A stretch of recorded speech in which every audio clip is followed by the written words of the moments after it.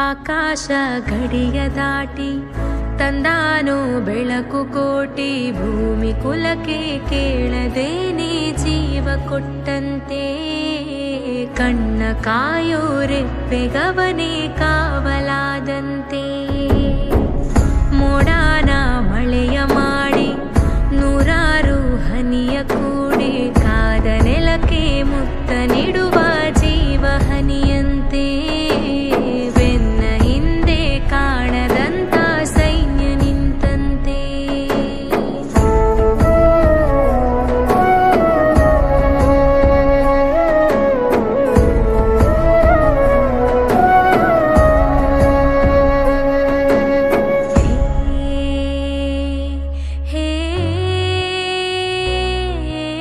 ಖಡ್ಗ ಇವನಂತೆ, ಕಡು ಕೋಪ ಅವನಂತೆ.